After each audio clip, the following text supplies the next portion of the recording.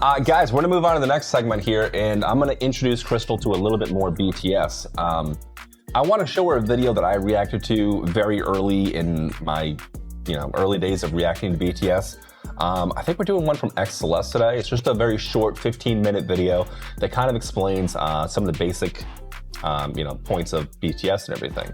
I'm trying to turn her onto it, but I'm also doing it kind of at a slower pace. I don't want to drop a ton of information and do like a 3-hour crazy stream like I do for my, separate stuff, because I think it's a lot to ask of somebody that doesn't really know what any of this stuff is. And I don't know, I just want to kind of take my time with it with her and just slowly introduce her just like throughout the weeks.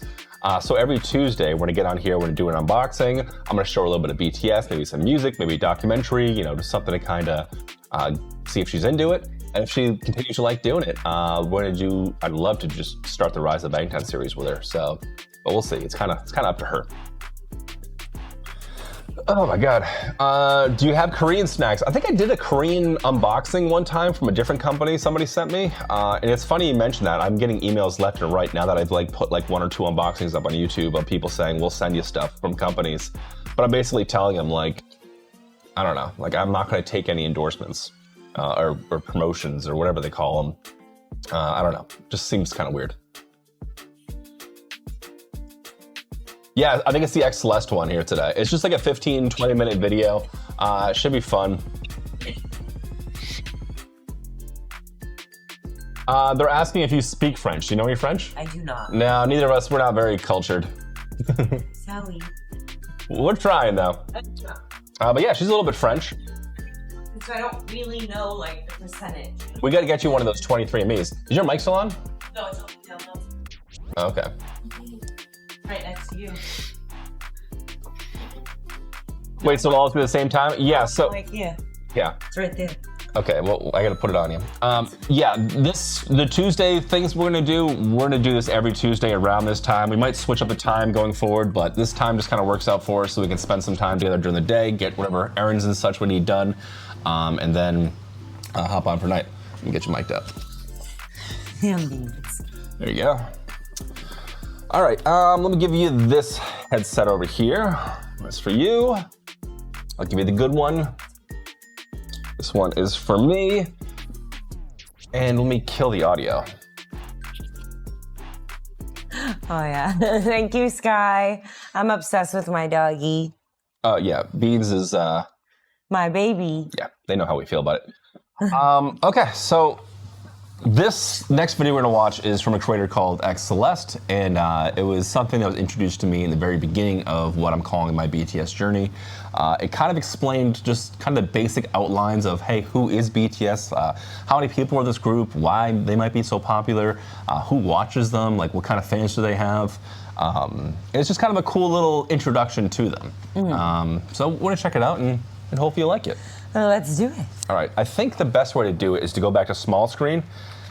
Once the new chair comes in, I'll be switching the format up, but I think this is the best way to do it. Yeah, that'll kind of work. Yeah, that'll be all right. That's me we're watching later. Here we go. All right, so yes, this is BTS, an introduction to BTS. Put that right there. With the volume up. And let me know how the audio sounds in chat, guys.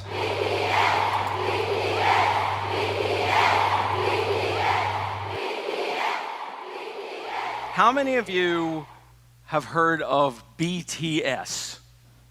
Who is BTS and why are they so popular? BTS is a 7-member group from South Korea. While the words boy band are often associated with the image of screaming teen girls, that is far from reality.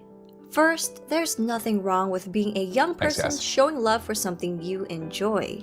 But what if I told you about 24% are in their 20s, 28% are in their 30s, and 21% are in their 40s?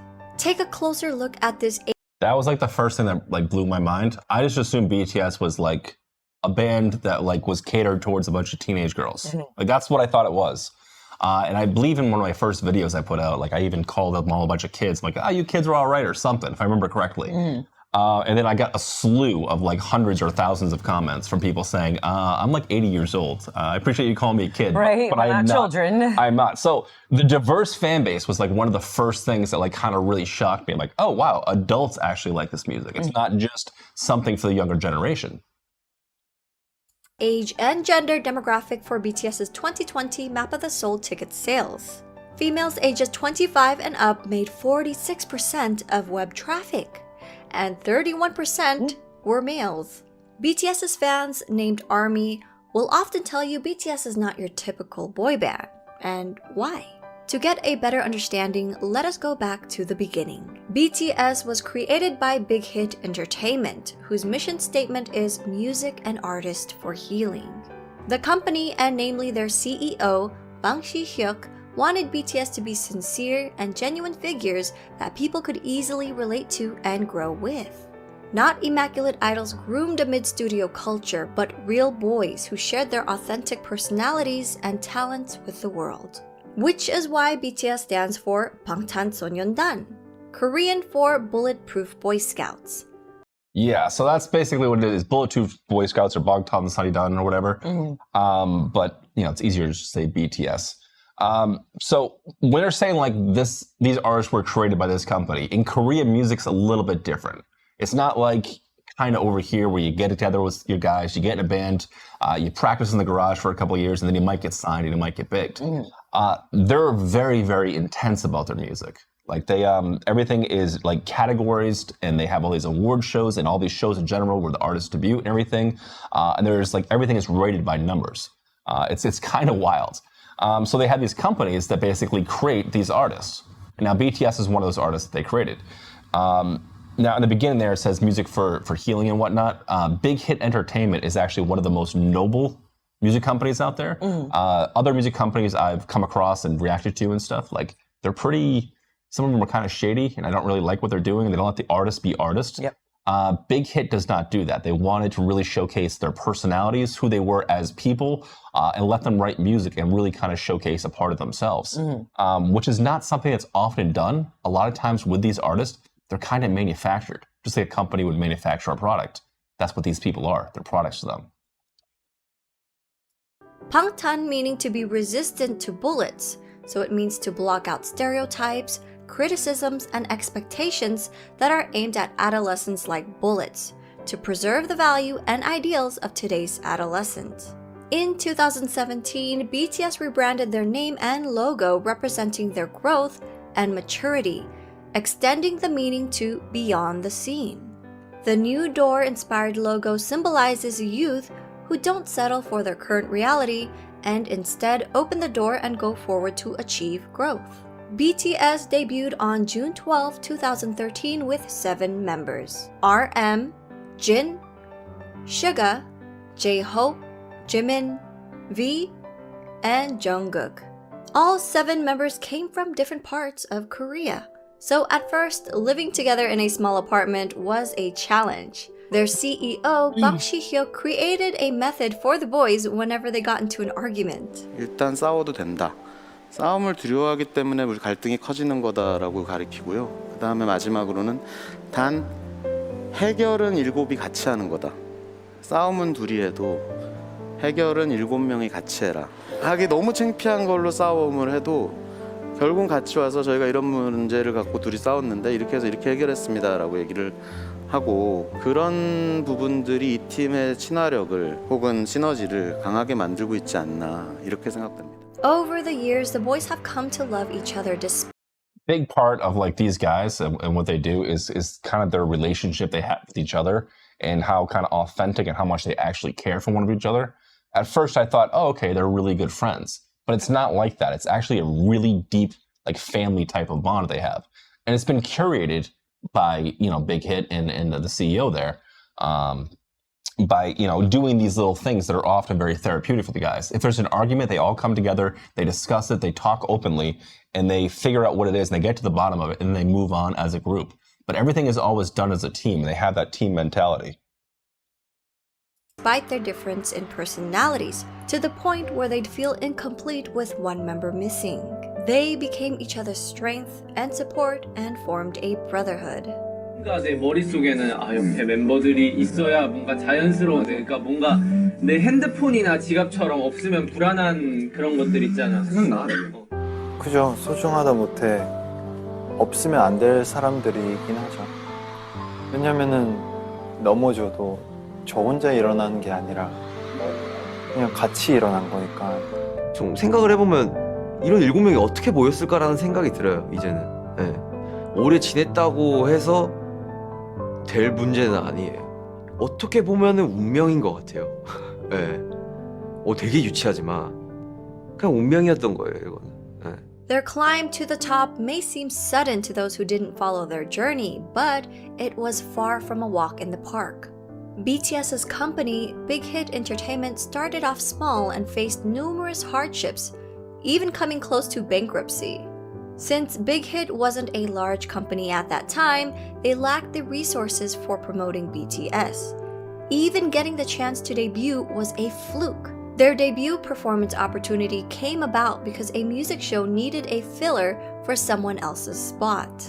Even after they debuted, their performances would often get cut, and if they did make it on air, their screen time was very short since Big Hit didn't have the power or influence bigger companies had over broadcasts.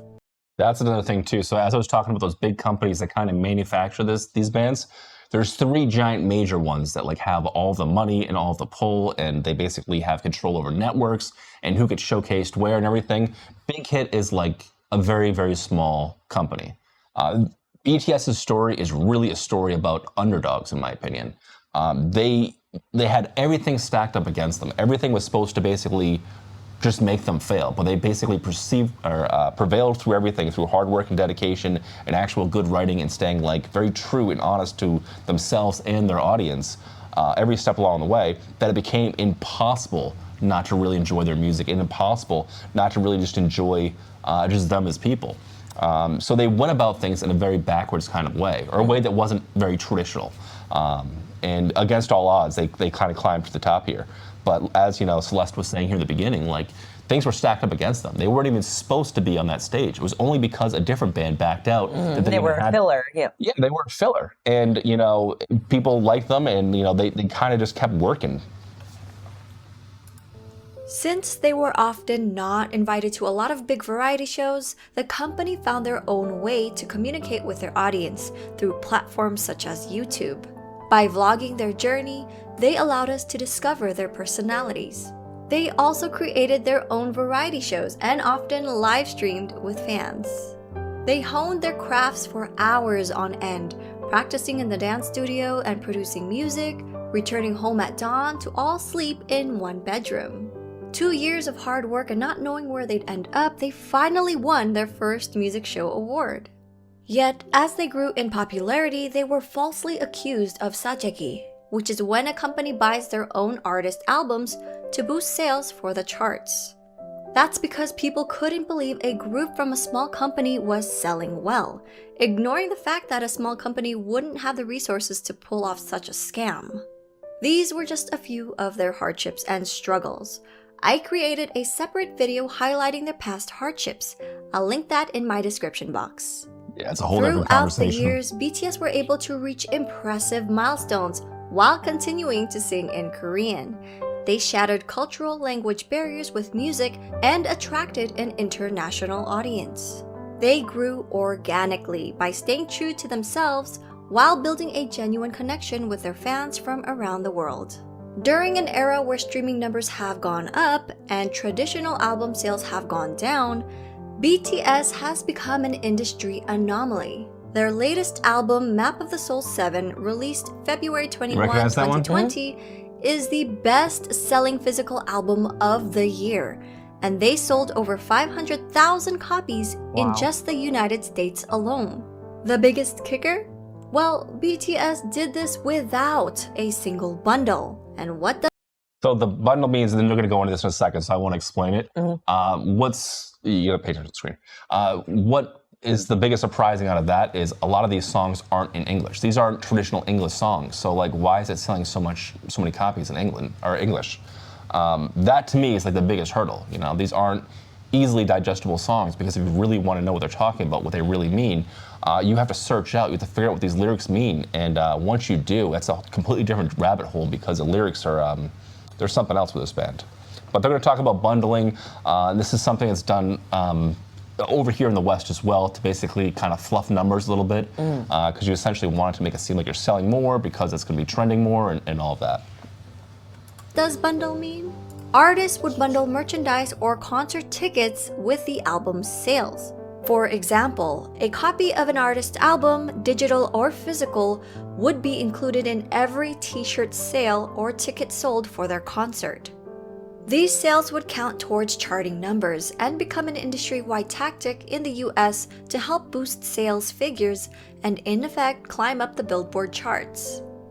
In a 2019 New York Times article, they said about half the 39 titles that topped the charts last year were sold as part of ticket or merchandise bundles. Without the help of bundles and driven by the power of ARMYs alone, BTS were able to beat a lot of historic records, such as Michael Jackson's 36-year record and the Beatles' 22-year record. While these musical acts are famous around the world, Suga has said it's a great honor to be called the Beatles of the 21st century. At the same time, it's a bit pressuring to be called that. We are BTS. We want to be the BTS of the 21st century. The members themselves have always been involved in their music and engaged with their fans, even before they officially debuted. From their debut album, Too Cool for School, in 2013 to their most recent Map of the Soul 7, all 7 members have contributed as either writers and/or producers on every album. All of BTS are associate members of the Korea Music Copyright Association, and as of August 2020, J-Hope, Suga, and RM were all promoted to full members of the association. They even create music that's released for free on SoundCloud as gifts to their fans.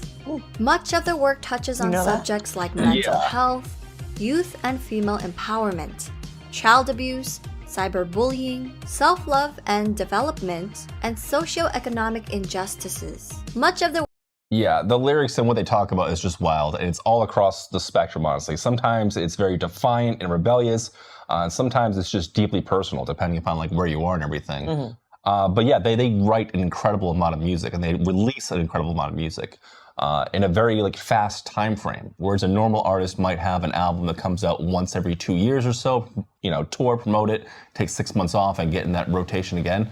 They'll put out like these mini albums like once every 6 months almost. So there's constantly content coming out. And then on top of it, as they were just saying, is they put out a ton of music for free on other platforms like SoundCloud. For their fans. For their fans, yeah. And they got all these different mixtapes and stuff. So it's like they're always kind of there's always just new content coming out. Yeah. Whereas like other artists that come from bigger areas, you know, or bigger companies and stuff, they kind of slowly drip that content to you. For instance, there's this band called Blackpink, and they're phenomenally talented. They really are. But my main gripe with them is the company they're associated with, and we're not really allowed to see their true artistic expressions because the company is really holding them down, and obviously they want to make money off them, but they're framing them in a certain way and only releasing like little singles here or there. There's no album for them, but that makes more money for their company. It's not beneficial for the people in the group to do that because there's no real, it's hard to get traction and get things to, you know, be driven. The work is also inspired by past writers and thinkers. Their latest series, Map of the Soul, incorporates psychological concepts by Swiss psychiatrist Carl Jung. BTS is not afraid to use their platform to amplify underrepresented voices and issues, taking numerous risks with their career while receiving backlash from people in power. BTS are also as charitable as they are talented. Throughout the years, members have been donating individually and as a group. BTS rarely publicize donations, so fans often find out about them if media organizations uncover the details.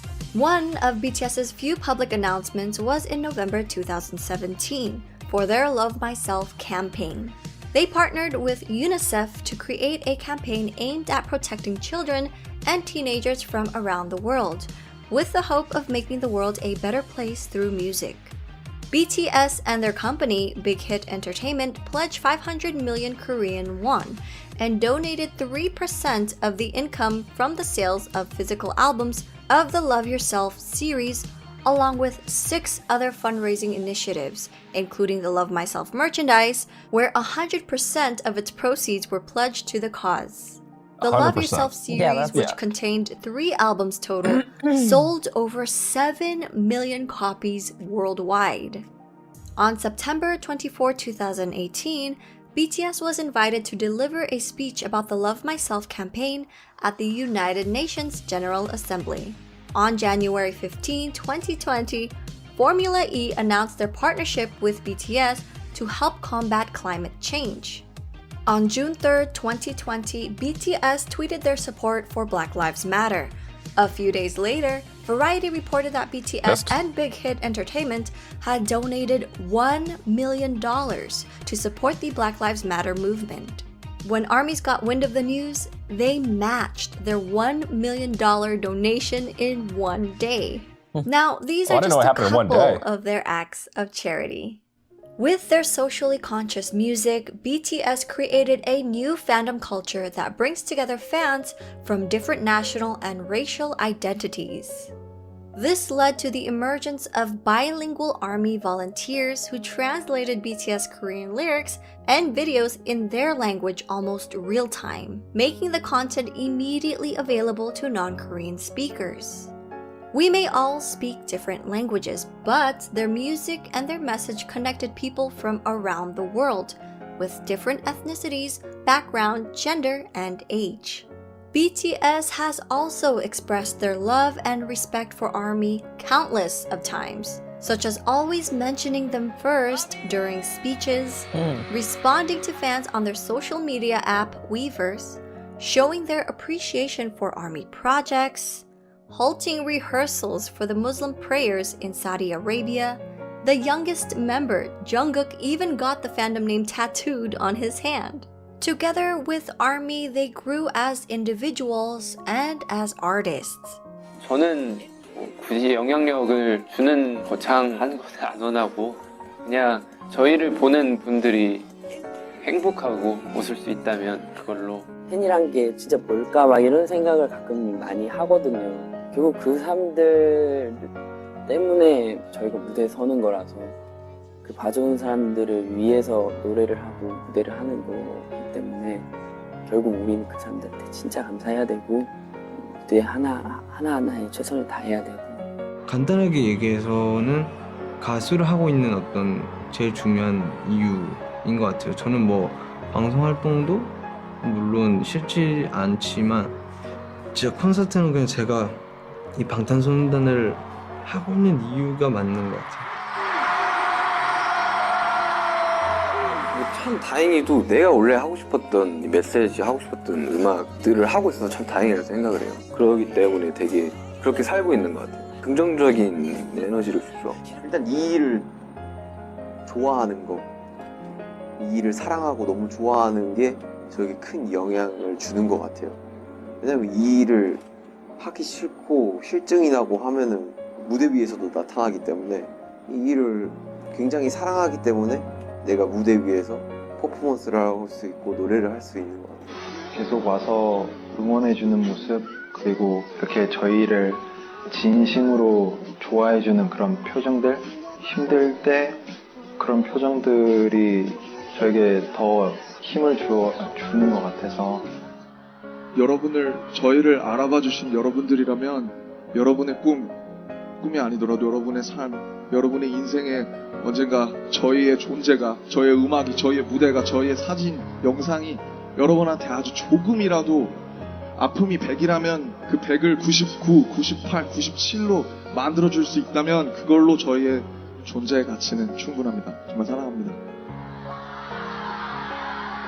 So that's one of the things they do live. They literally stop for like 20 or 30 minutes, or maybe not that long, maybe it's just 10 minutes. And they literally just like have this one-on-one conversation with, well, not one-on-one, but like a conversation with the audience. It's this relationship that they have with what's known as the ARMY, you know, the fans. that's one of the things that really makes this band stand out from the pack from other bands or other fandoms that I've encountered. It's very close. I think saying close-knit is like almost not saying enough. It's very intense. BTS looks out for the ARMY, and the ARMY looks out for BTS. They always have each other's best interest in mind. It's this really intense symbiotic relationship where they both just keep building each other up. Every step of the way, BTS is building the ARMY up, and every step of the way, the ARMY is building them up. And it shows with all the work and every little thing they do. And there's a lot more to get to. This is just kind of a brief overview of kind of what they do. Yeah, but that was good though. But yeah, there's a couple more seconds. But yeah, I thought that was kind of cool. It's they had like these like speeches they do at concerts. Their love Can't see Chad at all, babe. Oh. for ARMY has also helped them decide on re-signing another 7-year contract with Big Hit Entertainment. They mentioned doing it for their fans and not for money. So while people often discredit BTS's talent, likening their popularity to superficial aspects that come with the image of a boy band, it is their development of personalities and sincerity towards their art and their fans that made their fandom the size and reach that it has become. I hope people will come to realize that BTS is more than just their singing and their dancing skills. They're not just performers, but artists who have healed and inspired millions of people around the world. For a deeper dive into BTS, please refer to these websites, apps, and ARMY accounts to stay updated. We're also working on more video projects and a website, so stay tuned. Yeah, that is xCeleste, an introduction to BTS, and if I release this on YouTube, I'll be sure to link her channel. Let me switch screens here for a second. Let me go to this one, it's better viewing. Yeah, so that's like just, 15 minutes, little video kind of talking about some like the basic things of BTS. Let me put chat down just a little bit. What did you think? Any thoughts on that? I thought I don't know. I thought it was really cool. Ooh. Oh, you're falling back? If I fall again. Don't fall again. No, I like those videos where it kind of gives me like a backstory to like kind of understand what's going on, because I would have thought they had known each other for a long time, but it said they kind of came together as a band, and then there obviously grew into it being more like a family. Yeah, and that's the thing, and it's an absolute crazy, wild story. There's this documentary series that I like. It's called The Rise of Bangtan, which I've been basically kind of curating how I discover them. And it's something we might go into at a later date. And it kind of really explains how they started, the industry as a whole, why they were underdogs, and kind of their rise, and what kind of trials and tribulations they had along the way. That really kind of express why I think it's like one of the greatest musical underdog stories of all time. That kind of just basically showed you, hey, who are they? Why are they kind of popular? And what are their kind of fans like? What's the general vibe of this band? Right. So that was one of the first videos that I started with, and it was like a nice, cool little brief introduction.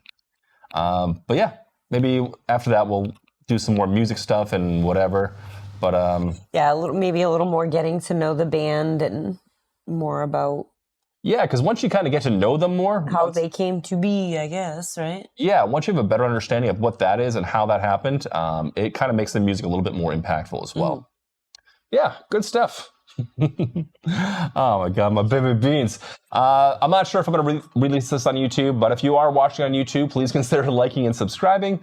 Chances are you're probably watching it on Patreon right now. If there's any information you'd like to share with Crystal as we go through this BTS journey with her, please post it on Patreon in the comments. Or anything for me to check out, getting to know about them. Yeah, definitely. I will relay all that information, and yeah, we'd really appreciate it, honestly.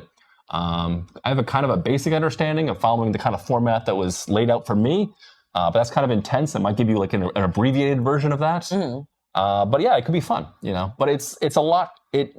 It takes time to kind of get to know their personalities a little bit, and what they're about, what they like and they don't like, and how they want to present themselves. That by the end of the whole series, you're like, okay, I see the big picture. I see exactly what's happening here. It just takes some time to like kind of get to know them. But yeah, definitely. Fun stuff, huh?